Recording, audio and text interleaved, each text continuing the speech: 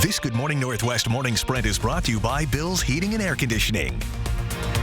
It is 6:53, time to get you ready to take on your Friday in the morning sprint. Sid and Charles is breaking down the threat for severe thunderstorms for those of you traveling across the country for Memorial Day. But first, let's get to Mark's forecast with what you can expect heading into the holiday weekend here at home.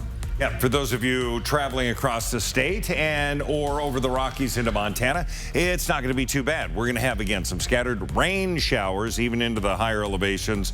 We're going to see some showers early Saturday morning, 1, 2 o'clock, and then a return of those scattered showers for Saturday afternoon, and then we dry out. Things are going to be done. So getting there, maybe a little wet weather, but coming back should be dry and beautiful.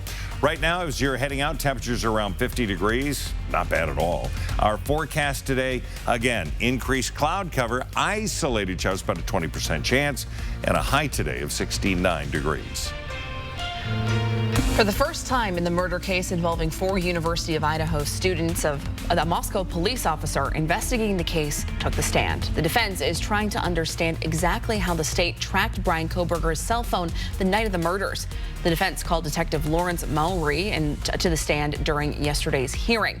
He's the investigator on several social media search warrants in this case. Mowry says at the state's request, he took call details records from Kohberger's cell phone the night of the murders and dropped them into an FBI software. That information is critical to the case because it contradicts Kohberger's alibi, which says he was stargazing the night of the murders. The next motion to compel hearing is on May 30th, where more witnesses are expected to take the stand. It was breaking news yesterday morning at this time. A deadly shooting in the Garland district. Spokane police arrested 28-year-old Caleb Carter on the scene. He's charged with second-degree murder. The shooting happened around 5:30 yesterday morning near Garland and North Wall. Detectives obtained video evidence that showed a driving interaction between Carter and the victim before the shooting. The Spokane County Medical Examiner's Office will release the victim's name at a later time. A 17-year-old from Post Falls is being charged as an adult in an April 5th shooting in Coeur d'Alene. Now, Kootenai County deputies have arrested Ashlyn Hellstrom yesterday following a joint investigation with Coeur d'Alene police.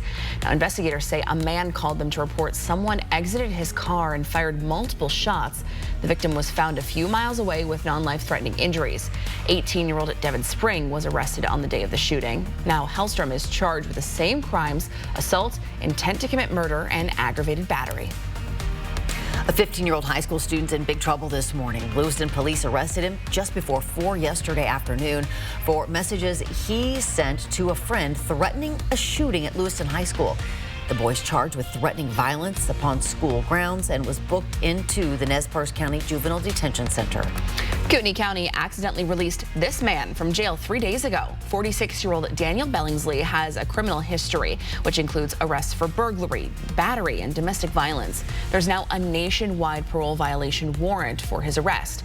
If you know where he is, you're asked to call law enforcement. President Biden is officially Idaho's nominee for the White House. Biden won yesterday's Democratic caucus with 95% of the vote. The win gives the president all 23 delegates in the state. Spokane Public Schools is looking at possibly updating its school calendar. Right now, summer break is currently 11 weeks, and students don't get another break until Thanksgiving, with no actual fall break. But the school district is exploring other options for the future. A year-round calendar would divide the school year into 4 equal sections, all with 45 days of learning followed by a 3-week break. Summer break would be a little longer at 5 weeks. We are in the middle of the busiest Memorial Day travel weekend in years, and AAA says if you are leaving today, well, hopefully you've planned ahead. That means get gas, load your car ahead of time, and if you're driving west over Snoqualmie Pass today, you may want to leave really early or really late to avoid more traffic than usual.